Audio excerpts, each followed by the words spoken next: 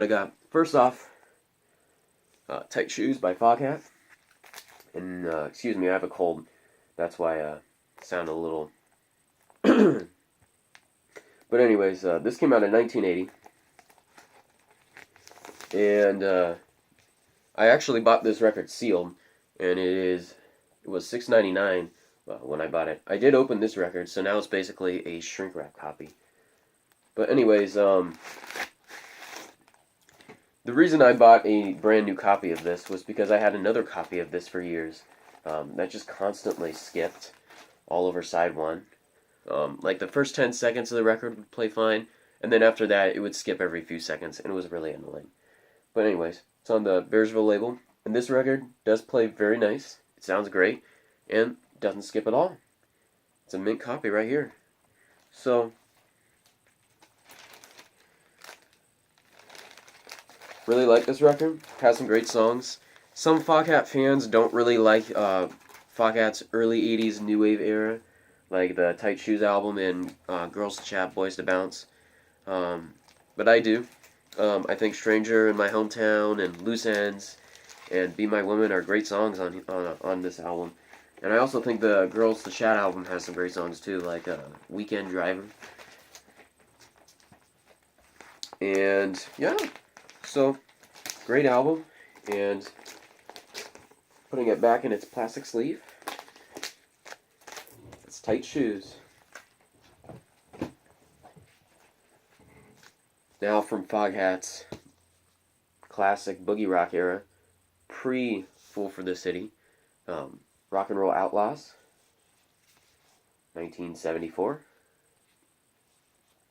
And I actually just bought this record maybe the other day, and I've been missing this one. And probably this album has probably one of my favorite Foghat songs. How do you pronounce that? Chateau Lafayette 59 Boogie.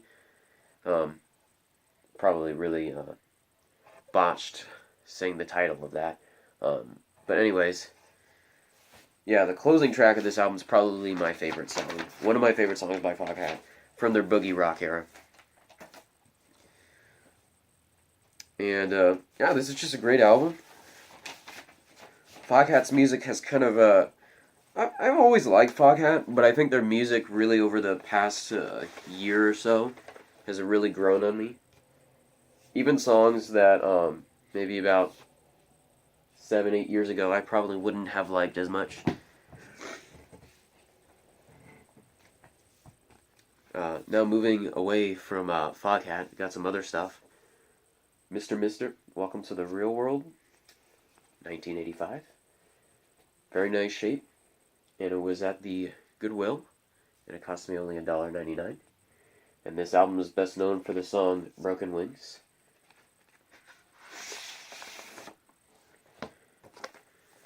Here is the insert.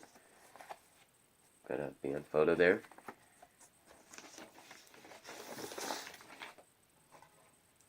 I've never really listened to Mr. Mister very much. Although I do own the Go On album on cassette, though I've never really listened to it. But I do know that their lead singer Richard Page was a very popular singer, background vocalist, session vocalist, and also a songwriter. Which is why if you're looking at a lot of like AOR or pop rock or pop albums from the late '70s to the '80s, you'll see Richard Page pop up a lot. Richard Page's name pop up a lot, whether it's for songwriting credit or for singing background vocals on an album. Like if, for example, if you were to look at Sammy Hagar's Standing Hampton album from 1981, you'll see that Richard Page sang background vocals in that album. So yeah, Richard Page's band. Moving on.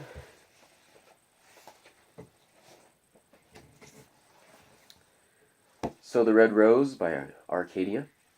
This is a Duran Duran side project, also from 1985. There are basically two Duran Duran side projects, and I'm sure you all know what they are, but for those who don't, there is the Arcadia album, which featured Duran Duran's lead vocalist, and then and a couple other members from Duran Duran, and then a couple members were in the Power Station with Robert Palmer on lead vocals, and that album also came out the same year. And I already pulled the record out of the jacket, and it's in the inner sleeve right now, as you can see. Very nice inner sleeve. And here is the vinyl. It's a very good album. Election Day is a great song. And I believe it was the hit single off here. And it's also got a lyric sheet. Blank on the other side. But this side is the lyrics for just about all the songs on here. Very nice design.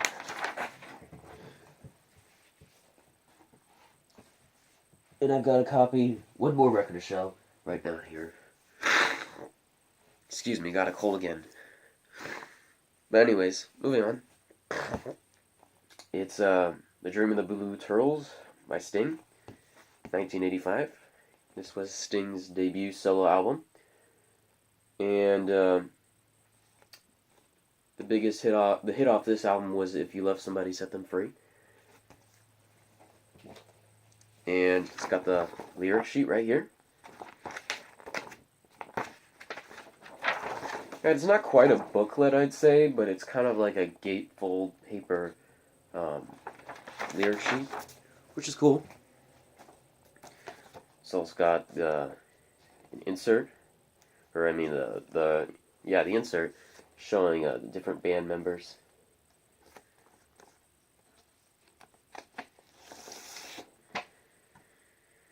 And the vinyl, which is in very nice shape. Got a custom record label.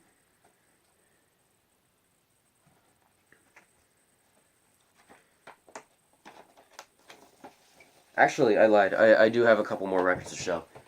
I realized I had a couple down here. First off, got two more to show, including this one, which this one is Steppenwolf 7, and I believe this is an original press. And it's a gatefold. This album came out in 1970.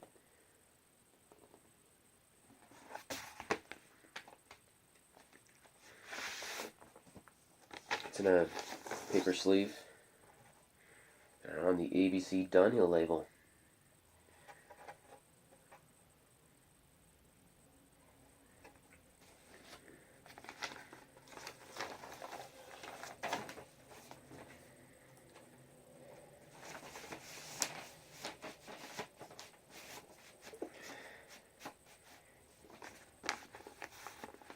Come on. Sometimes it's a little difficult to get the vinyl on here. There we go.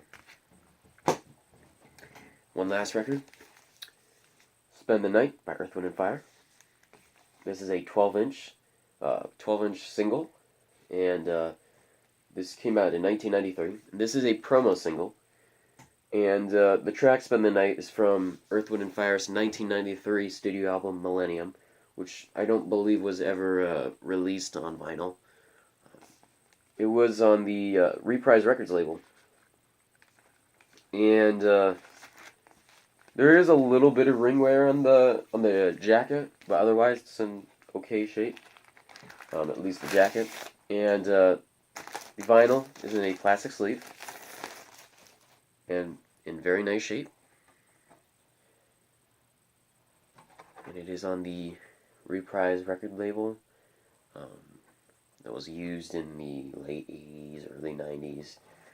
I'm sure all of you have seen this label at some point. If you own like a copy of maybe Chicago 19 or something like that, you've probably seen this record label before.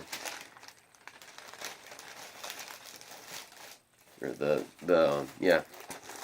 You've all seen the